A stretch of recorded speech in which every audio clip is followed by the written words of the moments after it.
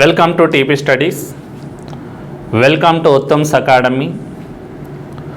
So మనం SI కానిస్టేబుల్కి ఎవరైతే ప్రిపేర్ అవుతున్నారో వాళ్ళ కోసం ఆ అర్థమెటిక్ పార్ట్ నుండి సమ్ క్వశ్చన్స్ డిస్కషన్ చేద్దాం. చూడండి ఇక్కడ అంటే సో మీకు ఈచ్ అండ్ ఎవ్రీ టాపిక్ నుండి కూడా చాలా ఇంపార్టెంట్ క్వశ్చన్స్ అండ్ సింపుల్ ట్రిక్స్లలో చాలా ఈజీ మెథడ్లో కూడా ప్రతి టాపిక్లో ఉన్నటువంటి ప్రాబ్లమ్స్ అన్నీ కూడా డిస్కషన్ చేద్దాం ఒకసారి.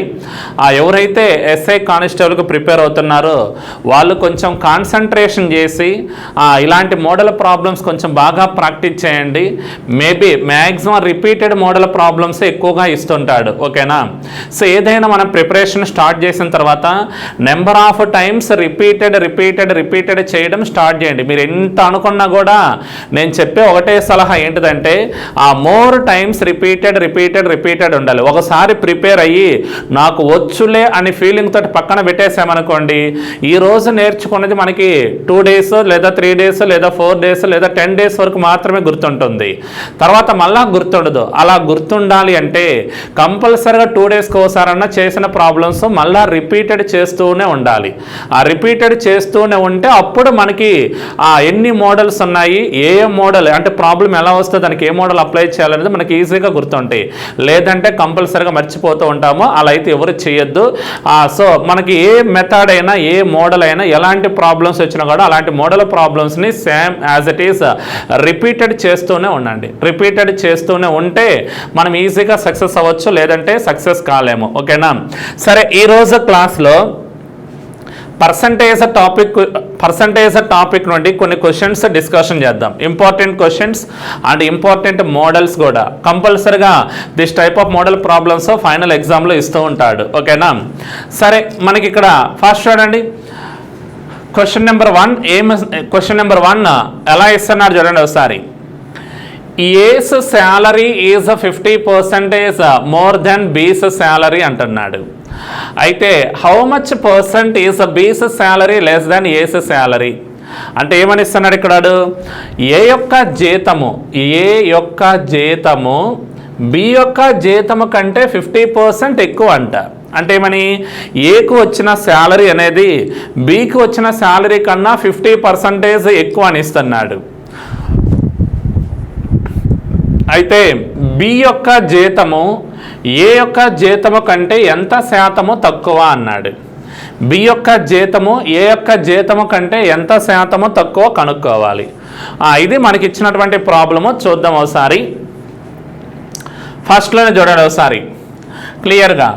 ఏ యొక్క జీతము బి యొక్క జీతము కంటే 50% ఎక్కువ అన్నప్పుడు ఫస్ట్ ఆఫ్ ఆల్ మనకి బితో ఏని కంపేర్ చేస్తున్నాడు. మోర్ దెన్ బి అన్నాడు కదా, బి యొక్క శాలరీతో ఏ శాలరీ కంపేర్ చేస్తున్నాడు కాబట్టి ఇక్కడ మనం బీస్ శాలరీ 100 అనుకుందాం. ఎందుకు 100 అనుకోవాలి అంటున్నానంటే, సో మనకి పర్సంటేజ్ అనగానే మనకు గుర్తుండాల్సిందే ఫస్ట్ 100 అనే నెంబర్ గుర్తుండాలి. ఇక్కడ బీస్ శాలరీ 100 రూపీస్ అనుకుంటే ఈ బి యొక్క శాలరీ మీద ఏ యొక్క శాలరీ ఎంత పర్సంటేజ్ మోర్ అంటున్నాడు, 50% మోర్ ఉండాలి అన్నాడు. 100లో 50% అంటే 50 అంటే 50 రూపీస్ మోర్ ఉండాలి. 100 + 50 ఎంత అవుద్ది అంటే 150 అవుతుంది. ఇప్పుడు చూడండి, బి యొక్క శాలరీ 100తో కంపేర్ చేస్తే ఏ యొక్క శాలరీ 150లో ఎంత మోర్ ఉందంటే 50 రూపీస్ మోర్ ఉంది అని, ఓకేనా. అయితే వాడు అడిగిన క్వశ్చన్ ఏంటిదంటే how much percent is the బీస్ శాలరీ లెస్ దాన్ ఏస్ అన్నాడు. అంటే ఏ యొక్క శాలరీతో కంపేర్ చేస్తే బీస్ శాలరీ అనేది ఎంత పర్సంటేజ్ లెస్ ఉందో కనుక్కోమన్నాడు. అంతేగాని ఇక్కడ శాలరీ లెస్ అని లేదు. హౌ మచ్ పర్సెంట్ అంటే ఎంత శాతము తక్కువగా ఉందో కనుక్కోమన్నాడు.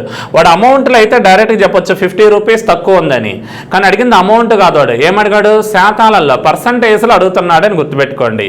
ఇక్కడ పర్సంటేజ్లో అడిగాడు అంటే అప్పుడు మనం ఏం రాయాలంటే లెస్ పర్సంటేజ్ రాయాలి.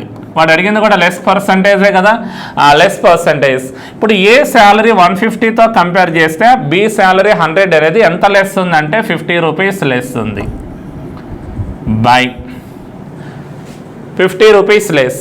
ఇక్కడ చూడండి సింపుల్, మర్చిపోకూడదు ఈ ప్రొసీజర్, గుర్తుపెట్టుకోవచ్చు ఈజీని.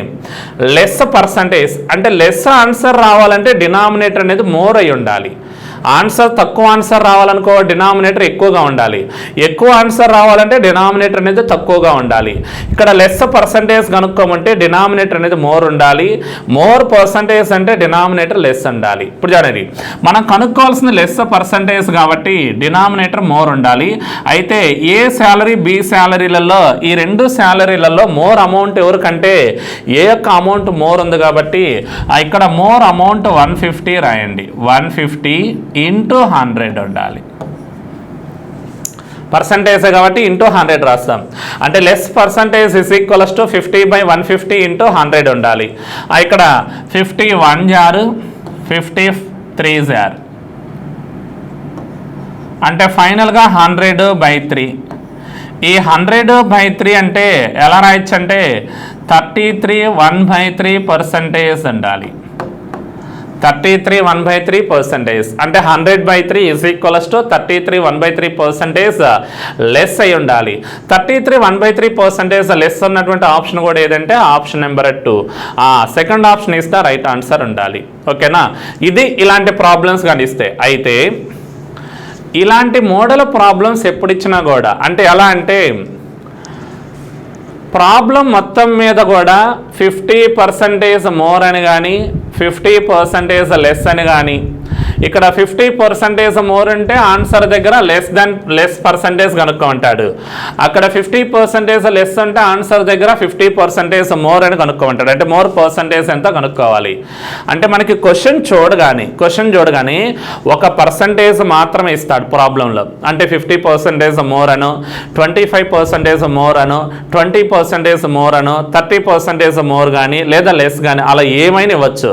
బట్ క్వశ్చన్ మార్క్ కూడా పర్సంటేజ్లో కనుక్కోమంటే ఇక్కడ చూడండి ప్రాబ్లంలో ఒకే పర్సంటేజ్ ఇస్తున్నాడు, ఆప్షన్స్లలో కూడా అన్ని పర్సంటేజే కనుక్కోమన్నాడు. ఇలాంటి ప్రాబ్లమ్స్ కానీ ఇస్తే మీరు ఎంత సొల్యూషన్ కూడా చేయని అవసరం లేదు. సింపుల్గా మనం ఒక టేబుల్గా నేర్చుకున్నాం అనుకోండి, ఆ టేబుల్ని బట్టి మనం చాలా ఈజీ మెథడ్లో ఈ నెంబర్స్ అన్నీ కూడా గుర్తుపెట్టుకోవచ్చు, సింపుల్గా గుర్తుపెట్టుకోవచ్చు. చూడండి ఒకసారి పర్సంటేజ్ టాపిక్ నుండి మనకి ప్రాబ్లమ్స్ ఇచ్చినప్పుడు క్వశ్చన్లో ఒక పర్సంటేజే ఉండాలి, ఆప్షన్స్లలో ఆన్సర్ కూడా పర్సంటేజ్లో కానీ ఇస్తే మటుకు ఇంపార్టెంట్ అన్ని అని కాదు, మనకి ఏమైతే అవసరమో అవి మాత్రమే నేర్చుకుందాం. బై హార్ట్ చేయొద్దు, గుడ్డిగా గుర్తుపెట్టుకోండి. దాన్ని బట్టి మనం ఆన్సర్ ఈజీగా సింపుల్గా చేయొచ్చు, టిక్ చేయొచ్చు. అంటే క్వశ్చన్ చూడగానే ఆన్సర్ టిక్ చేయొచ్చు. అది ఎలా అంటే మనకి నోటెడ్ అయినటువంటి పర్సంటేజెస్ ఆర్డర్ రాస్తున్నా చూడండి ఒకసారి. నోటెడ్ అయినటువంటి పర్సంటేజ్ ఆర్డర్ ఫస్ట్ పర్సంటేజ్ 9 1/11%. ఇది ఎక్కువగా రిపీటెడ్ అవుతూ ఉంటుంది కాబట్టి రాస్తున్నాను. దీని తర్వాత 10%, next 11 1/9%, next 16 2/3%, next one 20%, next one 25%, next one 50%, not 50, 33 1/3%, next 50%, next 100% రాస్తున్నా. ఎక్కువగా రిపీటెడ్ అయ్యే ప్రాబ్లమ్స్కి రిలేటెడ్ పర్సంటేజెస్ ఏవైతే ఉన్నాయో అవి రాస్తాను ఒక ఆర్డర్ ప్రకారంగా, అంటే అసెండింగ్ ఆర్డర్లో రాస్తున్నా. ఇవి అసెండింగ్ ఆర్డర్లో చూడండి 9 1/11%, 10%, 11 1/9%, 16 2/3%, 20%, 25%, 33 1/3%, 50%, 100%. ఈ అసెండింగ్ ఆర్డర్లో ఉండే పర్సంటేజ్ని బట్టి మనం క్యాలిక్యులేషన్ ఎలా తీసుకుందామంటే బేస్ అనేది 100 తీసుకోండి. బేస్ అసలు 100 తీసుకుందాం. అయితే ఈ 100 మీద 10% ఇంక్రీజ్ అన్నాడు అనుకోండి, యారో మార్క్ పై కంటే ఇంక్రీజ్. 100 మీద 10% ఇంక్రీజ్ అయితే వచ్చే అమౌంట్ ఎంత అవుతుందంటే 110 రూపీస్ అవుతుంది. చూడండి 100 మీద 10% ఇంక్రీజ్ అన్నామంటే 110. అయితే ఈ 110 మీద ఎంత పర్సంటేజ్ తగ్గిస్తే 100 వస్తుందో ఫైండ్ అవుట్ చేయాలి. ఆ 110 మీద ఎంత తగ్గిస్తే 100 వస్తుందంటే 9 1/11% డిక్రీజ్ ఉండాలి. 9 1/11% డిక్రీజ్. అది కూడా ఎలా అంటే చూడండి ఒకసారి 100 మీద 10% ఇంక్రీజ్ అన్నాం. ఈసారి 110 కాస్త 100 అవ్వాలంటే ఏమవ్వాలి? డిక్రీజ్ అవ్వాలి. డిక్రీజ్ అయితే ఇక్కడ 10% కన్నా డిక్రీజ్లో ఉండే పర్సంటేజ్ ఎంత? 9/111%. అంటే 10% కన్నా లెస్ ఉండే పర్సంటేజ్ ఎంత అంటే 9/111% కాబట్టి ఇక్కడ 9/111% డిక్రీజ్ ఉండాలి అని గుర్తుపెట్టుకోండి. ఓకేనా? సేమ్ లైక్ ఇట్ సైడ్ కూడా అవుట్ ఆఫ్ 100 మీద 10% డిక్రీజ్ అయితే అప్పుడు 90 వస్తుంది. 90 అయితే ఈ 90 మీద ఎంత పర్సంటేజ్ మోర్ చేస్తే 100 వస్తుందో కనుక్కోవాలి. మోర్ అన్నాము, ఇక్కడ ఈ కండిషన్లో ఎంత లెస్ అన్నాము? 10% లెస్ డిక్రీజ్. మనకు కావాల్సింది మోర్ కావాలి. మోర్ కావాలంటే 10 కన్నా ఎక్కువ రావాలి. 10 కన్నా ఎక్కువగా ఉండే పర్సంటేజ్ ఇక్కడ ఏముందంటే 11/1/9% ఉంది. ఆ 10 కన్నా ఎక్కువగా మోర్లో ఉన్నటువంటి పర్సంటేజ్ ఎంత అంటే 11/1/9% మోర్ ఆన్సర్ ఉండాలి. గుర్తుపెట్టుకోండి, ఇంకా బైహార్డ్ అవసరంలో చాలా ఈజీనే. ఫస్ట్ వన్ 100 మీద 10% ఇంక్రీజ్ అయితే 110 అంటాము. 110 మీద ఎంత పర్సంటేజ్ డిక్రీజ్ చేస్తే 100 రావాలి అన్నాము. ఇక్కడ డిక్రీజ్ అంటే లెస్, అంటే 10% కన్నా లెస్ ఉన్నటువంటి పర్సంటేజ్ ఎంత అంటే 9/111%. అది లెస్ వేసాం. ఈసారి 100 మీద 10% డిక్రీజ్ అంటే 90. ఆ 100 మీద 10% డిక్రీజ్ అంటే 90. ఇక్కడ 10% డిక్రీజ్ రాసామంటే తర్వాత ఏం చేయాలి? మోర్ చేయాలి. మోర్ అంటే 10 కన్నా ఎక్కువ ఉండాలి. 10 కన్నా ఎక్కువ ఎంత ఉందంటే ఇక్కడ 11/1/9%. ఇక్కడ చూడండి 10 కన్నా మోర్ ఉన్నటువంటి పర్సంటేజ్ ఎంత రావాలి అంటే 11/1/9% రావాలి. అంతే, 2 answers completed. Next third one 100కి 20% ఇంక్రీజ్ అన్నామనుకోండి, అప్పుడు 120 వస్తుంది. ఈ 120 మీద ఎంత పర్సంటేజ్ డిక్రీజ్ అవ్వాలి అంటే ఇక్కడ 20% ఇంక్రీజ్ అయితే డిక్రీజ్ అన్నప్పుడు 20 కన్నా తక్కువ ఉండాలి. ఇక్కడ 20 కన్నా తక్కువ ఉండే పర్సంటేజ్ ఏదంటే 16/2/3. 16/2/3% డిక్రీజ్ ఆన్సర్ రావాలి. ఇది అంటే అవుట్ ఆఫ్ 100 మీద 20% ఇంక్రీజ్ అంటే 120. ఆ 120 మీద ఎంత పర్సంటేజ్ డిక్రీజ్ ఉండాలి అంటే 16/2/3% డిక్రీజ్ అని ఆన్సర్ రావాలి. సేమ్ లైక్ అలానే ఈ అవుట్ ఆఫ్ 100 మీద 20% డిక్రీజ్ అన్నామనుకోండి, ఆ 100లో 20 డిక్రీజ్ అయితే ఎంత అవుద్దంటే 80. 100లో 20% డిక్రీజ్ అంటే 80. ఇప్పుడు 80 మీద ఎంత పర్సంటేజ్ ఇంక్రీజ్ అవ్వాలనో ఇంక్రీజ్డ్ పర్సంటేజ్ కనుక్కోవడమే. ఇక్కడ 20 తగ్గించామంటే ఇక్కడ మోర్ అన్నప్పుడు 20 కన్నా ఎక్కువ ఉండే పర్సంటేజ్, 20 కన్నా ఎక్కువగా ఉన్న పర్సంటేజ్ ఎంత అంటే 25%. ఇక్కడ 25% ఇంక్రీజ్ ఉండాలి. అంటే 100 మీద 20% ఇంక్రీజ్ చేస్తామనుకోండి, 20 కన్నా లెస్ ఉండే పర్సంటేజ్ ఎంత అంటే 16/3% డిక్రీజ్ అవ్వాలి. అదే 100 మీద 20% డిక్రీజ్ అన్నామనుకోండి, 20 కన్నా ఎక్కువ ఉండే పర్సంటేజ్ ఎంత అంటే 25 కాబట్టి అంత మోర్ చేయాలి. అంటే 80 మీద 25% మోర్ అంటే 100 వస్తుంది. నెక్స్ట్ వన్ ఈసారి సేమ్ లైక్ అలానే అవుట్ ఆఫ్ 100 మీద 25% ఇంక్రీజ్ అయిందనుకోండి, అప్పుడు వచ్చే ఆన్సర్ 125 ఉండాలి. ఈ 125 మీద మనకి ఎంత డిక్రీజ్ అవ్వాలో చూడండి. ఇక్కడ 25% ఇంక్రీజ్ అన్నామనుకోండి, డిక్రీజ్ అంటే 25 కన్నా తక్కువ ఉండాలి. ఇక్కడ 25 కన్నా తక్కువ ఉండే పర్సంటేజ్ ఎంత అంటే 20% కాబట్టి 20% డిక్రీజ్ ఆన్సర్ ఉండాలి. ఇక్కడ అవుట్ ఆఫ్ 100 మీద 25% డిక్రీజ్ అన్నాడు అనుకోండి, అప్పుడు 75 రాద్దాం. ఇప్పుడు ఈ 75 మీద ఎంత పర్సంటేజ్ ఇంక్రీజ్ ఉండాలో అది చూడండి. ఇక్కడ చూడండి 100కి 25 తగ్గిస్తే 75 అన్నాం. ఇప్పుడు ఎంత మోర్ చేయాలి? 25 కన్నా మోర్ అంటే ఇక్కడ 25 కన్నా మోర్ ఉండే పర్సంటేజ్ ఎంత అంటే 33/1/3% ఉండాలి. 33/1/3% మోర్ ఉండాలి లేదా ఇంక్రీజ్ ఉండాలి. Next fourth one same out of 100 మీద 50% ఇంక్రీజ్ అన్నామనుకోండి, అప్పుడు 150 వస్తుంది. ఈ 150 మీద ఎంత పర్సంటేజ్ డిక్రీజ్ అవ్వాలో చూడండి. 50% ఇంక్రీజ్ అన్నప్పుడు దానికి డిక్రీజ్ అంటే తక్కువ, 50 కన్నా తక్కువగా ఉండే పర్సంటేజ్ ఎంత ఉందంటే ఇక్కడ 33 1/3% అని చూడండి, ఇది డిక్రీజ్. అయితే అవుట్ ఆఫ్ 100 మీద 50% డిక్రీజ్ అన్నామనుకోండి, అప్పుడు ఆన్సర్ 50 వస్తుంది. ఈ 50కి ఎంత పర్సంటేజ్ ఇంక్రీజ్ చేస్తే మనకు 100 వస్తుందంటే 100% ఇంక్రీజ్ అవ్వాలి. 50 కన్నా అబోవ్లో ఇంక్రీజ్డ్ పర్సంటేజ్ ఎంత ఉందంటే 100, అప్పుడు 100% ఇంక్రీజ్ రావాలి. ఇవి ఈ టేబుల్ కానీ మనం గుర్తుపెట్టుకుంటే క్వశ్చన్ చూడగానే మనం ఆన్సర్ ఈజీగా టిక్ చేయొచ్చు. ఏం లేదు, 10% పెరిగింది అనుకోండి, ఎంత తగ్గాలి అంటే 10 కన్నా తక్కువలో ఉండే పర్సంటేజ్ ఎంత అంటే 9 1/11% తగ్గాలి.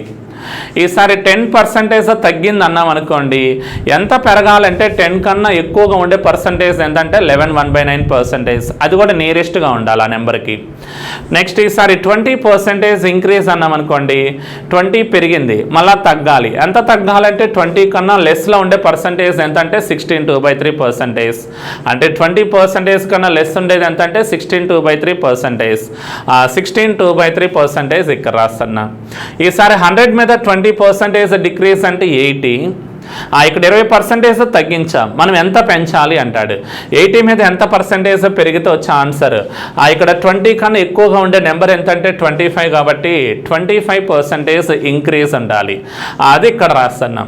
అగైన్ అవుట్ ఆఫ్ 100 మీద 25% ఇంక్రీజ్ అయితే 125 అవుతుంది.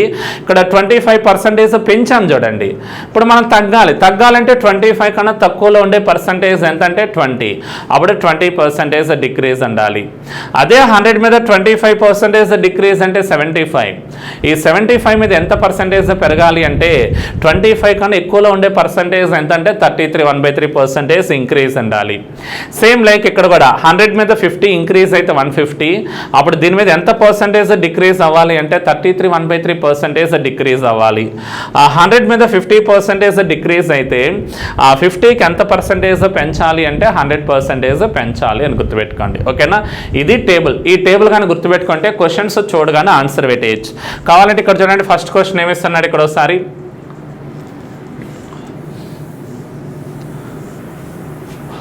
ఇప్పుడు చూడండి ఒకసారి. ఇంక ఈ ప్రొసీజర్ అంతా అవసరం లేదు, సింపుల్గా ఆన్సర్ చేయొచ్చు ఆ టేబుల్ని బట్టి. ఏస్ శాలరీ ఈజ్ 50% మోర్ దెన్ బీస్, ఇక్కడ ఎంత పెరిగిందంటే 50% మోర్ అంటే ఇంక్రీజ్ అయింది. మనం ఎంత లెస్ చేయాలి, హౌ మచ్ పర్సెంట్ ఈజ్ బీస్ శాలరీ లెస్ దాన్ ఏ, మనం ఎంత లెస్ చేయాలి అంటే 50 కన్నా తక్కువలో ఉండే పర్సంటేజ్ నియరెస్ట్ చూడండి. ఇక్కడ 50 కన్నా తక్కువలో నియరెస్ట్ పర్సంటేజ్ ఎంత ఉందంటే 33 1/3% అని చూడండి. అంటే ఇక్కడ 50% ఇంక్రీజ్ అయితే ఎంత పర్సంటేజ్ తగ్గించాలంటే 33 1/3% తగ్గించాలి. అంటే 50 కన్నా తక్కువలో నియరెస్ట్ ఉండే పర్సంటేజ్ ఏదైతే ఉందో అది రైట్ ఆన్సర్ ఉండాలి. అలా ఉన్నటువంటి ఆప్షన్ కూడా ఏదంటే ఆప్షన్ నెంబర్ 3, అంటే థర్డ్ ఆప్షన్ అనేది కరెక్ట్ ఆన్సర్గా రాయాలి. ఓకేనా, ఇలాంటి ప్రాబ్లమ్స్ ఎప్పుడు వచ్చినా కూడా ఈజీనే గుర్తుపెట్టుకోండి, ఇంకా బై హార్ట్ అవసరం లేదు. 10 పెరిగితే దానికన్నా తక్కువ అంటే 9 1/11% డిక్రీజ్ అవ్వాలి. 10 డిక్రీజ్ అయింది అనుకోండి, దానికన్నా ఎక్కువ అంటే ఇక్కడ 10 కన్నా ఎక్కువ ఏంటిదంటే 11 1/9% ఇంక్రీజ్ ఉండాలి. 20% ఇంక్రీజ్ అన్నాం అనుకోండి, 20 కన్నా తక్కువలో డిక్రీజ్ అంటే 16 2/3% డిక్రీజ్ ఉండాలి. అదే 20% డిక్రీజ్ అన్నాం అనుకోండి, దానికన్నా ఎక్కువ అంటే 20 కన్నా ఎక్కువ 25% ఇంక్రీజ్ ఉండాలి. ఈసారి 25% ఇంక్రీజ్ అన్నాం అనుకోండి, దానికన్నా తక్కువ అంటే 20% డిక్రీజ్ ఉండాలి. అదే 25% డిక్రీజ్ అన్నాం అనుకోండి, దానికన్నా ఎక్కువ అంటే 33 1/3% ఎక్కువగా ఉండాలి. ఇప్పుడు మనకి 50% ఎక్కువ చేస్తే దానికన్నా తక్కువలో ఉండే నెంబర్ 33 1/3% డిక్రీజ్ ఉండాలి. అదే 50% డిక్రీజ్ అయితే దానికన్నా అబోవ్లో 100% ఇంక్రీజ్ ఉండాలి.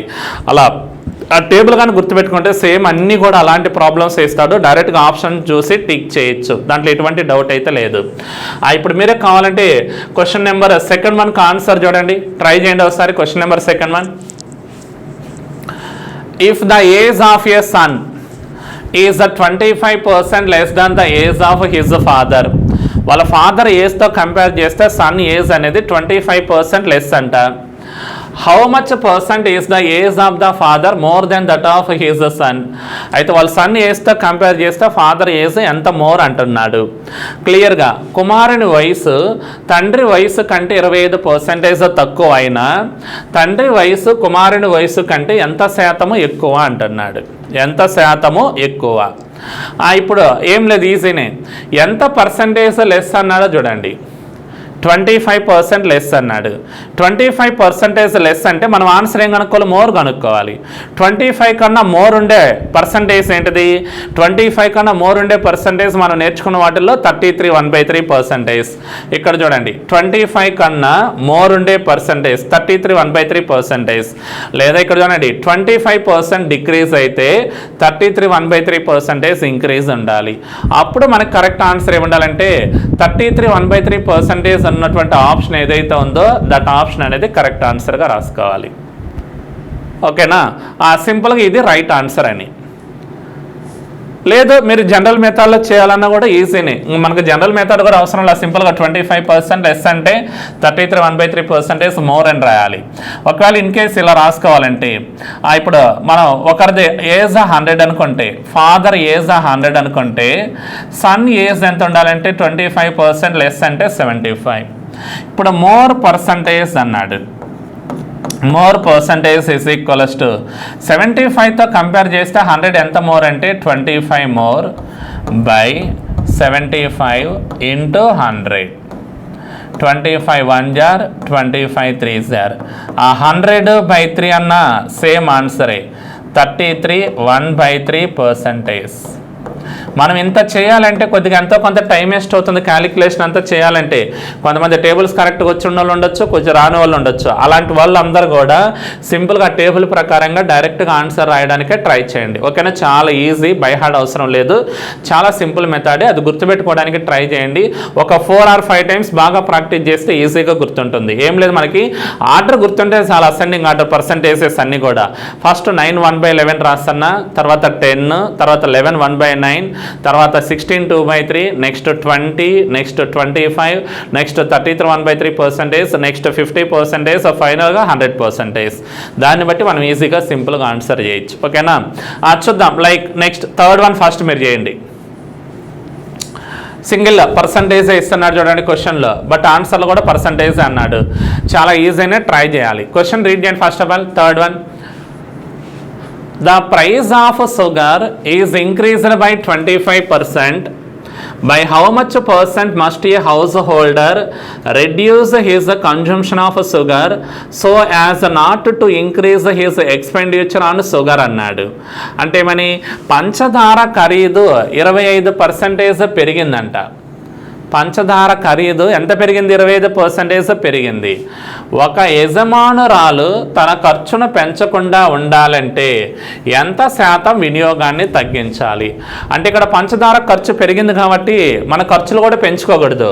మన ఖర్చును పెంచుకోకుండా వినియోగాన్ని ఎంత తగ్గించాలో కనుక్కోమంటుంది. మన వాడకాన్ని ఎంత శాతమో తగ్గించుకోవాలి అంటుంది. ఓకేనా? సింపుల్. ఇది జనరల్ ప్రొసీజర్లో అయినా చేయొచ్చు, మనం డ్రా చేసిన టేబుల్ ప్రకారంగా అయినా ఆన్సర్ చేయొచ్చు. ఫస్ట్ డ్రా చేసిన టేబుల్ ప్రకారంగా ఆన్సర్ చేయండి. ఇక్కడ ఏమన్నాడు? ఇంక్రీజ్డ్ బై 25% అన్నాడు, పెరిగింది అన్నాడు.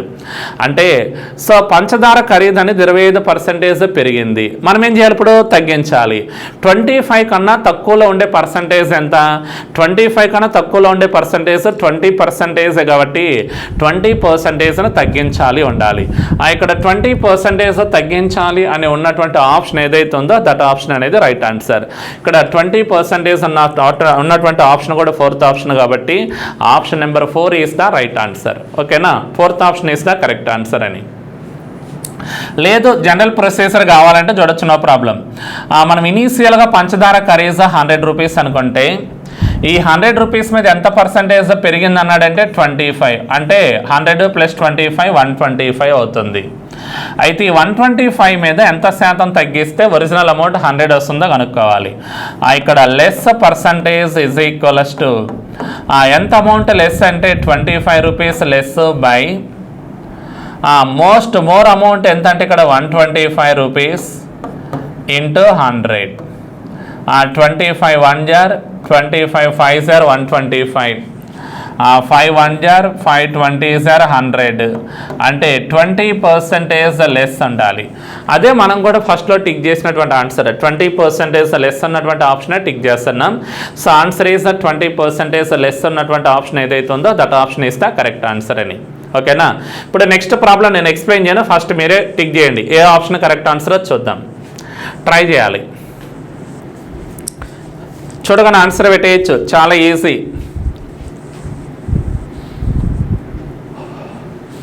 ఆప్షన్ చూడగానే ఆన్సర్ టిక్ చేయొచ్చు, చాలా ఈజీ, ఫాస్ట్గా. క్వశ్చన్ కూడా రీడ్ చేయండి ముందే. The price of tea is decreased by 20%. ఇక్కడ ఇంపార్టెంట్ ఏంటిదంటే డిక్రీజ్డ్ బై 20%, అంటే 20% తగ్గిందంట. How much percent the consumption of tea be increased so that there is no decrease in the expenditure on it. అంటే ఆ expenditure మీద ఎటువంటి decrease అంటే వాడికి consumption of tea be increased so that there is no decrease in the expenditure అని it. అంటే అతని యొక్క ఖర్చుల్ని తగ్గించుకోకుండా వాడకాన్ని ఎక్కువ చేసుకుంటే కన్జంప్షన్ కానీ పెంచుకోవాలంటే ఎంత పర్సంటేజ్ పెంచాలి అంటున్నాడు. అంటే ఇక్కడ టీ ధర 20% తగ్గింది. ఒక గృహిణి తన ఖర్చును తగ్గించకుండా ఉండాలంటే ఎంత శాతం వినియోగాన్ని పెంచవలను అన్నాడు. అంటే ఖర్చులను తగ్గించుకోకూడదు, కావాలంటే వాడకాన్ని ఎక్కువ పెంచేసుకోండి అంటున్నాడు. ఆ ఎంత శాతం ఎక్కువ పెంచుకుంటామో ఆ పెరిగిన శాతాన్ని మాత్రమే ఫైండ్ అవుట్ చేయాలి. దానికి మనం సింపుల్ ఈజీగా ఆన్సర్ చేయొచ్చు. వాడు క్వశ్చన్లో ఏమన్నాడంటే 20% డిక్రీజ్ అన్నాడు చూడండి. అయితే మనం ఏం కనుక్కోవాలి? ఇంక్రీజ్ కనుక్కోవాలి. వాడేం డిక్రీజ్ ఇస్తున్నాడు, మనం ఇంక్రీజ్ కనుక్కోవాలి. 20% డిక్రీజ్ అంటే ఇంక్రీజ్ అన్నప్పుడు 20 కన్నా ఎక్కువ ఉండాలి. 20 కన్నా ఎక్కువ అంతా 25. ఆ 25% ఇంక్రీజ్ ఉండాలి. 25% ఉన్నటువంటి ఆప్షన్ ఏదంటే థర్డ్ ఆప్షన్, అంటే ఆప్షన్ నెంబర్ 3 అనేది కరెక్ట్ ఆన్సర్. గుర్తుపెట్టుకోండి, చాలా dead easy.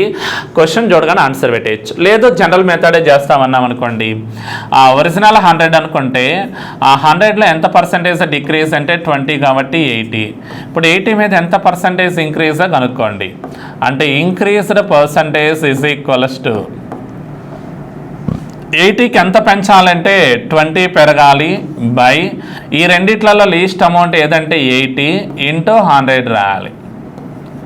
21 jar 24 jar 4 1 jar 4 25 jar అంటే ఇక్కడ 25% ఇంక్రీజ్ ఉండాలి. 25% ఇంక్రీజ్ అన్నటువంటి ఆప్షన్ ఏదైతే ఉందో దట్ ఆప్షన్ అనేది కరెక్ట్ ఆన్సర్. దాన్ని మనం ఆల్రెడీ సూచ్ చేస్తున్నాం, చేయకుండా ఈ క్యాలిక్యులేషన్ అంతా చేయకుండానే క్వశ్చన్ చదివి ఆప్షన్ చూడగానే ఆన్సర్ పెట్టగలిగినాము. ఇక్కడ ఆన్సర్ ఎంతంటే 25%. ఓకేనా? గుడ్.